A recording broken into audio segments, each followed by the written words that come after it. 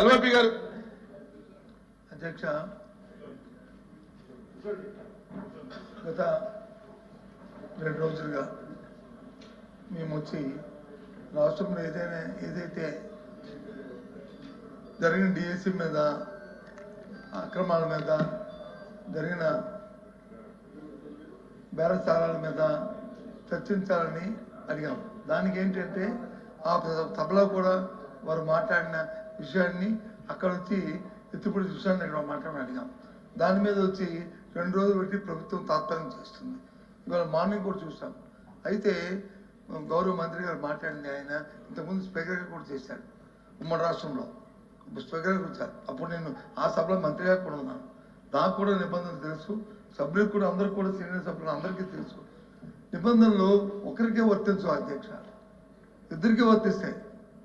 Judge బెంచ్కి వర్తిస్తాయి, ఇతర opposition బెంచ్కి వర్తిస్తాయి నిబంధనలు. ఆ నిబంధనల ప్రకారమే తమరు వచ్చి మీద దాని నుంచి చేస్తారు.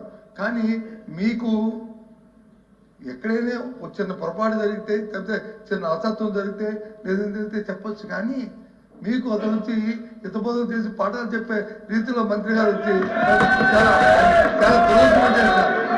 ఈ కార్యక్రమం చాలా నేను చాలాసార్లు చూశాను.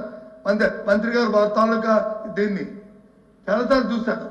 కానీ దయచేసి ఇది సాంప్రదాయం కాదు. మీరు స్పీకర్గా ఉన్నప్పుడు జరిగిన ఇవన్నీ కూడా జరిగినాయి, అలా జరిగాయని ఇప్పుడు జరగాలని కోరుకోము. కానీ సభ్యతలకు ఆవేదన కూడా స్పీకర్ గారు చైర్మన్ గారు సీట్లో చైర్మన్ గారు మీరు కన్సల్ట్ తీసుకోవాలి. కన్సల్ట్ తీసుకొని ఆ కార్యక్రమం చేయాలి. మా డిమాండ్ ఒకటే, మేము చేయమని అడుగుతున్నాం. బయట చెప్తున్నారు, అక్కడ ఏం చెప్పారు, ఇంట కానీ బయట కానీ రోడ్డు మీద కానీ ఎక్కడైనా సరే దాని గురించి చర్చిస్తూ ఉన్నారు. చర్చమని అడుగుతున్నాం. మేము అంతగా చెప్పలేదు. స్పీకర్ గారికి వచ్చి చట్టం చేస్తూ స్పీకర్ గారికి చైర్మన్ గారికి వచ్చి మీరు వచ్చి పాఠాలు చెప్పడం అనేది చాలా శోచనీయం అధ్యక్ష. దీన్ని పూర్తిగా మీకు అనుసరణ నిబంధనల ప్రకారం జరగాలని కోరుకుంటున్నాం. మేము పూర్తిగా కూడా సహకరిస్తున్నాము. కానీ ప్రభుత్వంలో ఉన్న ఎవరైతే సభ్యులు ఉన్నారో, ఎవరైతే మంత్రులు ఉన్నారో వాళ్ళే మాట్లాడుతూ, వారే భాషని తోలనాడుతూ, వాళ్ళే కార్యక్రమాలు చేస్తూ ఈ కార్యక్రమాలు చేస్తున్నారు అధ్యక్ష. మీ ఎక్కడైనా సరే సభ్యులు తప్పుగా మాట్లాడేది కానీ రికార్డులో చూపెట్టండి అధ్యక్ష. లేదా కార్యక్రమం మీరు చెప్తే మీతో మా డిమాండ్ ఈ కార్యక్రమం చర్చ జరగాలి. ఎవరైతే డిఎస్సీ అక్రమం జరిగారో దాని మీద జరగాలి. ప్రభుత్వం దాని నుంచి తప్పించుకొని చూస్తుంది. మేము డిమాండ్ చేస్తున్నాం. దానికి వచ్చి మంత్రి గారు తుప్పు చేస్తారు ఏంటి, వచ్చి పాఠాలు చెప్పడం ఏంటి? అధ్యక్ష, మీరు ఒక్క నిమిషం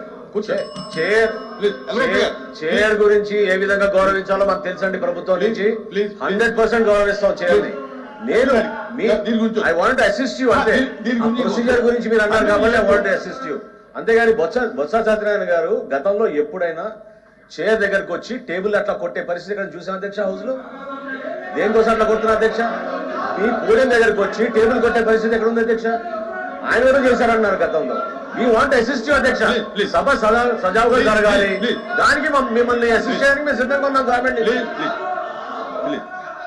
all the questions deemed to have been answered. Please silence.